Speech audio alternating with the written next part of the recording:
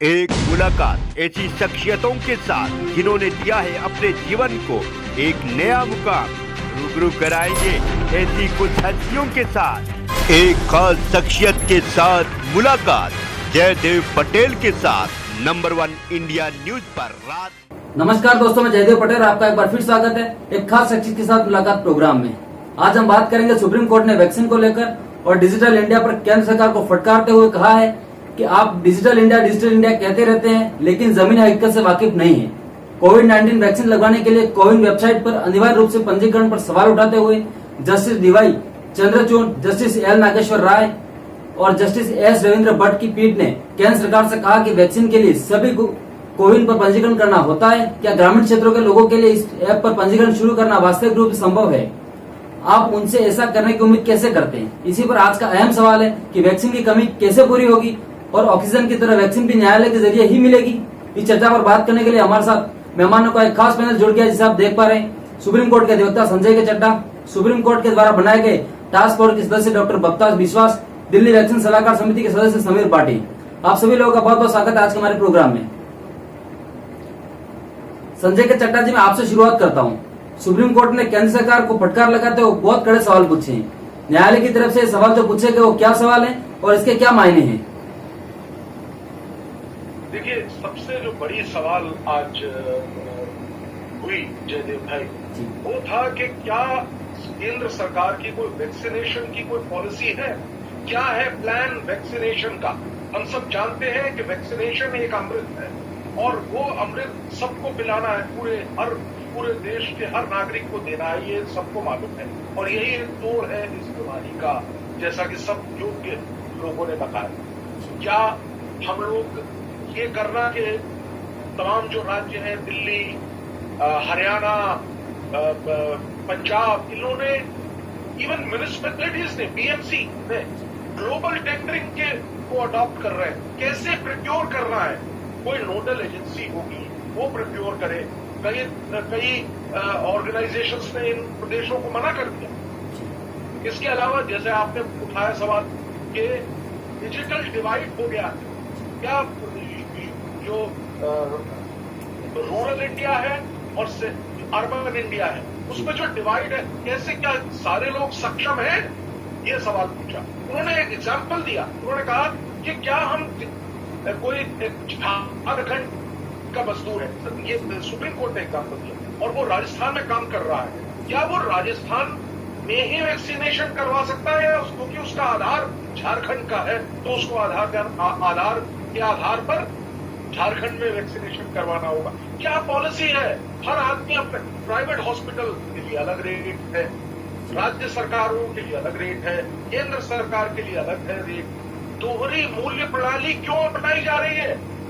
ये तमाम चीजें और इस तरीके के कई सवाल। ग्राउंड रियलिटीज, जैसे आपने बताया, क्या है ग्राउंड रियलिटी? क्या है जो हमारे, जैसा आज ही की खबर है कि पटना में 4 बच्चों को, छोटे बच्चों को कोरोना पाया गया। तो इस तरह की कई चीजें जो सामने आ रही हैं, क्या है ग्राउंड रियलिटी, इसका अध्ययन करने की आवश्यकता है, सुप्रीम कोर्ट ने बताया।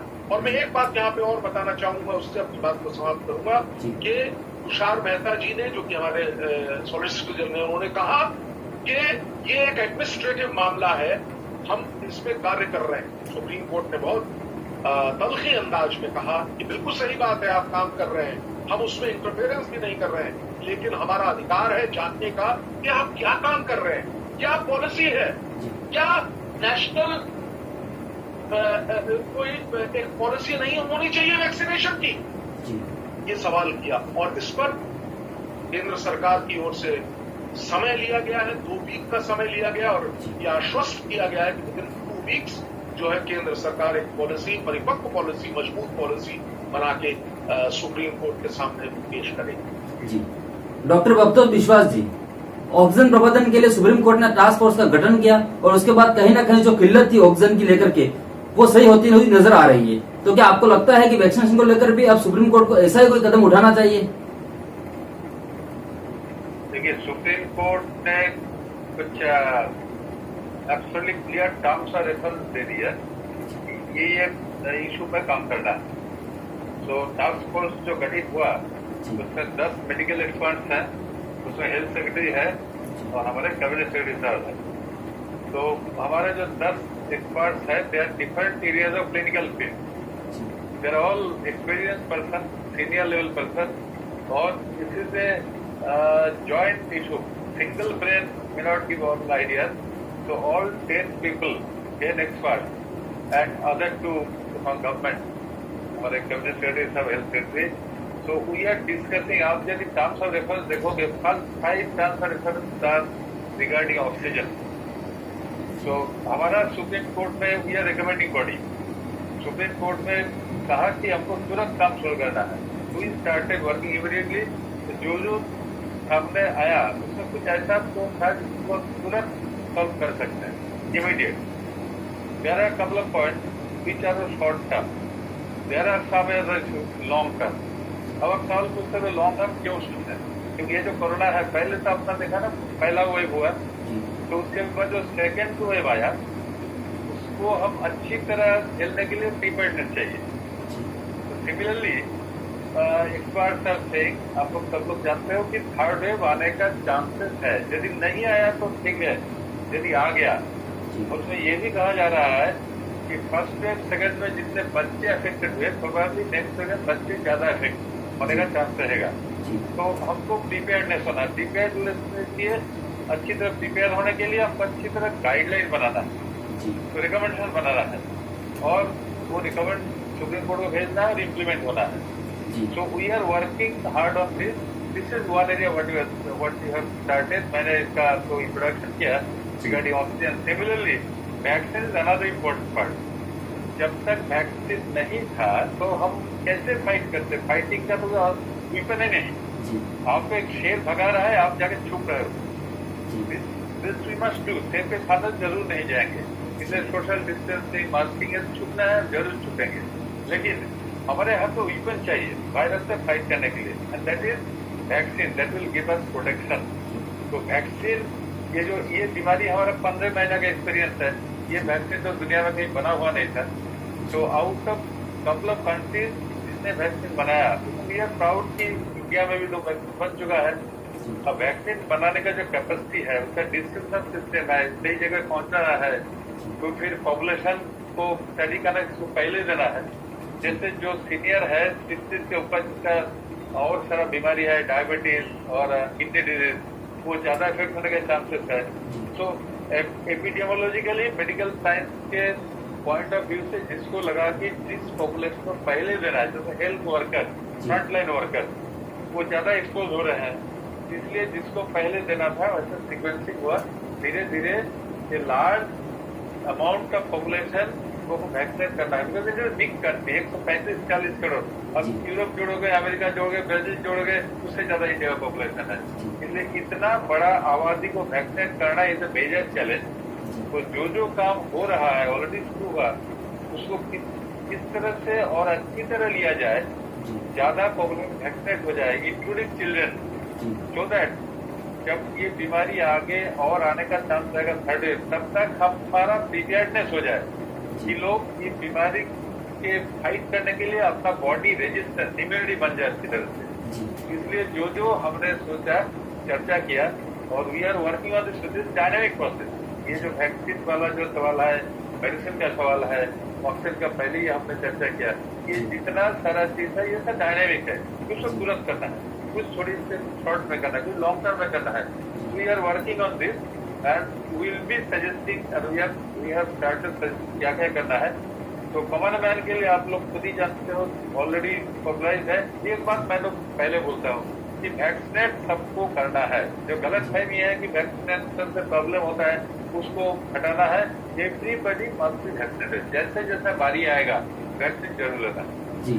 दूसरा सवाल लोग हमसे हमेशा पूछते रहते हैं कि कौन सा वैक्सीन ले, वो वैक्सीन ले कि कोविशील्ड ले।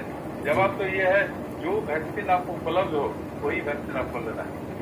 कितना दिन को लेना है वो भी गाइडलाइन गवर्नमेंट के जैसे आएगा, ICMR का गवर्नमेंट का, वो आप फॉलो करो, वैक्सीन ले लो। जो पॉपुलेशन ज्यादा रिस्क में है उसको पहले चांस देना है। जिन लोगों को बीमारी हो चुका है, दे आर इम्यूनिटेड, उसको इम्यूनिटी थोड़ा दिन, उसको राइट टाइम में हफ्ते से 1.5 महीने 2 महीना 3 महीने के बाद एग्जैक्ट टाइम कब होगा वो भी that will be given guideline by और जो ICMR। इसलिए सारा पॉपुलेशन को वैक्सीनेट करना है। जो ज्यादा खतरे में हमको पहले देना है। वैक्सीनेशन में कोई चॉइस नहीं है, जो वैक्सीन उपलब्ध हो वो हमको देना है। और वैक्सीन का जो सेकेंड डोज देना है वो जैसा गाइडलाइन है वैसे ही देना है। और जो कॉम्प्लिकेशन का बात जो बोल रहा है, गलत फहमी लोग को हो रहा है, अफवाह फैलाया जा रहा है, उससे बाहर आना जी। हर एक काम में कुछ तो रिस्क होता है। वैक्सीन में लड़ने की बात मैं नहीं है, जब वापिस आता हूँ आपका डॉक्टर साहब। समीर पाटिल जी, सुप्रीम कोर्ट के द्वारा वैक्सीनेशन को लेकर बार बार कड़ी फटकार लगाई जा रही है। ऐसे में आपसे मेरा सीधा सवाल है कि इस कमी को कैसे जल्द से जल्द पूरा किया जाएगा और इसके लिए वैक्सीनेशन एडवाइजरी कमेटी ने क्या अहम कदम उठाए हैं? देखिए, बिल्कुल जिस तरह से हमारा जो वैक्सीनेशन ड्राइव शुरू हुआ था आपका जनवरी 16 से, उसके लिए फिर एक SOPs बिल्कुल वेल डिफाइंड थी कि सबसे पहले हेल्थ केयर वर्कर को लगना है, फिर एल्डरली लोगों को लगना है, फिर 45 कोमॉर्बिड को, उसके बाद 45 को। उसके बाद क्या हुआ कि जैसे अप्रैल में हमने देखा कि अप्रैल के अंदर जो सेकेंड वेव आई, जिसका कि बिल्कुल हम कह रहे थे कि अनएक्सपेक्टेड, मतलब 10 दिन में ही नंबर इतने ज्यादा बढ़ गए। उस टाइम वैक्सीनेशन ड्राइव जो थी वो काफी इफेक्ट हुई। और उसके बाद एक चीज और अनाउंस हुई कि जो एक सेंट्रलाइज पॉलिसी थी वो भी डिसेंट्रलाइज हो गई। उसमें कुछ नई पॉलिसीज अमेंडमेंट हुए, जिसमें आया कि आपको जो टोटल वैक्सीन होगा उसमें से 50% पार्ट आपका सेंटर के पास होगा और 50% पार्ट में से 25% जो पार्ट है वो आपकी जो प्राइवेट हॉस्पिटल्स हैं, प्राइवेट एजेंसीज है, वो डायरेक्ट प्रोक्योर करेगी और जो 25% है वो बाकी स्टेट गवर्नमेंट प्रोक्योर करेगी।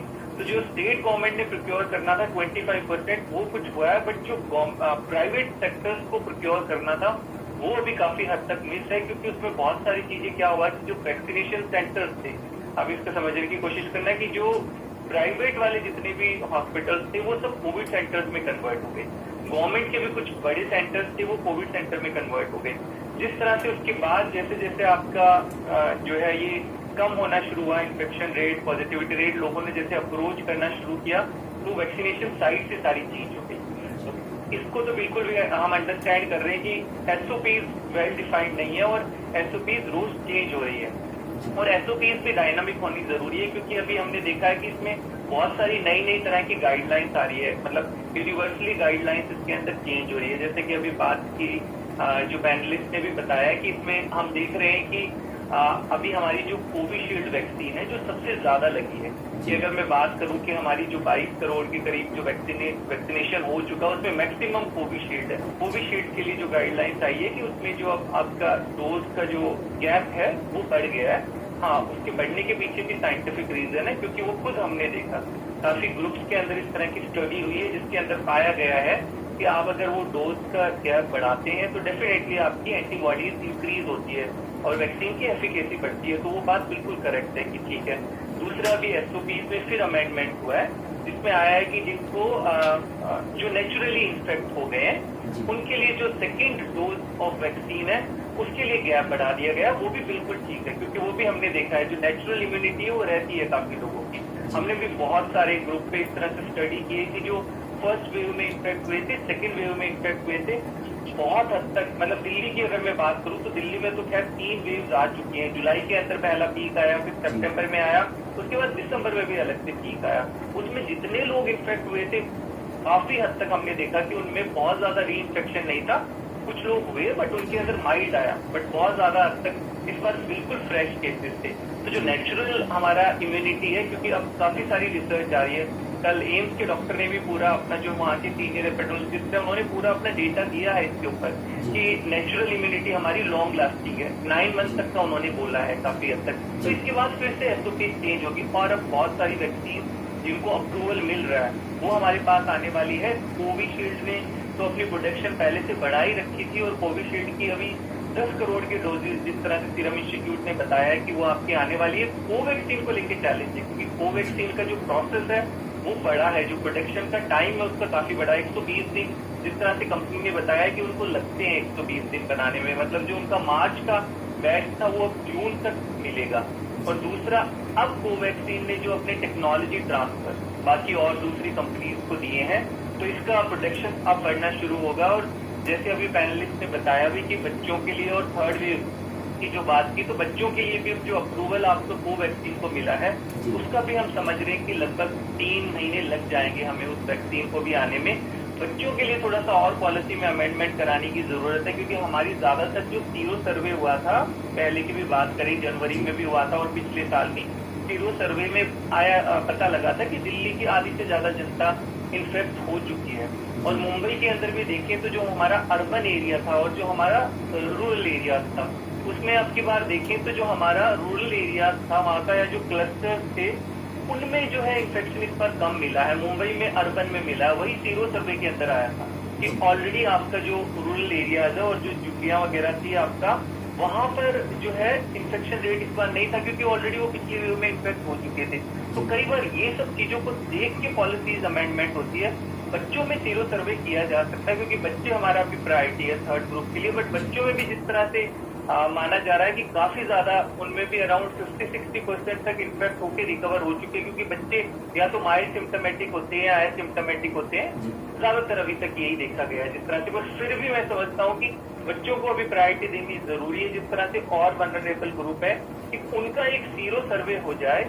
तो जिस तरह से हम बात करें, और बाहर भी कुछ वैक्सीन है जो ऑलरेडी अप्रूव हो चुकी है बच्चों के लिए, तो उन वैक्सीन को हम करके बच्चों को लगा लेना जरूरी है, क्योंकि इस बार हमारा वल्नरेबल ग्रुप वही है जैसा हम समझ रहे हैं। पर ऐसा भी बिल्कुल नहीं है, क्योंकि इसका कोई खास डेटा नहीं है कि बच्चे हमारे इन्फेक्ट नहीं हुए। नहीं, इस बार हमने जो देखा है सेकेंड वेव जिसको हम बोल रहे हैं, इस बार बच्चे भी उतने ही टेस्ट कराने आए थे जितने एडल्ट थे, और बच्चों में ज्यादातर कभी टेस्ट कराते भी नहीं है। एक फैमिली में अगर 10 के करीब लोग हैं तो अगर वो इन्फेक्ट हो गए, एडल्ट करा लेते हैं, बच्चों में हल्के फुल्के सिम्टम होते हैं और वो ठीक हो जाते हैं। पर ऐसा नहीं है वो इन्फेक्ट नहीं हुए थे, बच्चे भी इन्फेक्ट हुए थे। तो बराबर हर एक एज ग्रुप जो अभी आपका सेकंड वाली वेव थी, इसमें ऐसा नहीं कि फर्स्ट में एल्डरली हुए थे, सेकंड में यूथ हुआ था, अब थर्ड। नो, सेकंड में सभी एज ग्रुप थे, सारे एज ग्रुप के लोग थे। जी, मैं वापस आता हूँ संजय के जी अब तक। संजय के चड्डा, क्या ऑक्सीजन की तरह वैक्सीनेशन भी देश को न्यायालय के जरिए ही मिलेगी?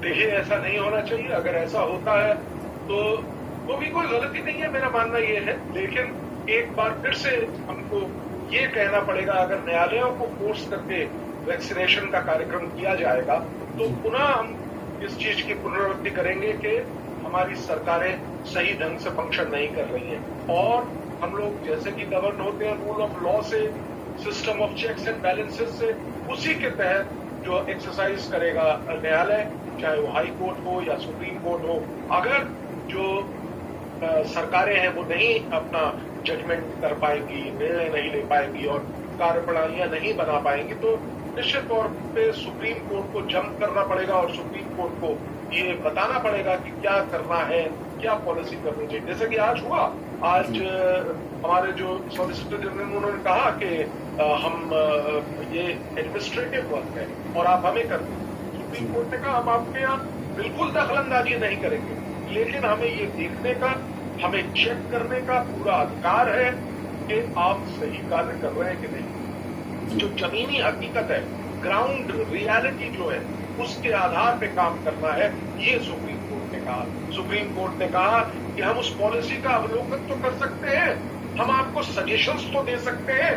तो मुझे ऐसा लगता है कि ऐसी स्थिति नहीं आएगी और सरकारें अब ज्यादा तत्पर होंगी, फोर्स नहीं करना पड़ेगा। लेकिन अगर सरकारें काम नहीं करेंगी तो न्यायालय, चाहे वो सुप्रीम कोर्ट हो चाहे हाई कोर्ट हो, इस पे निर्णय जरूर देगा, ऐसा मेरा मानना है।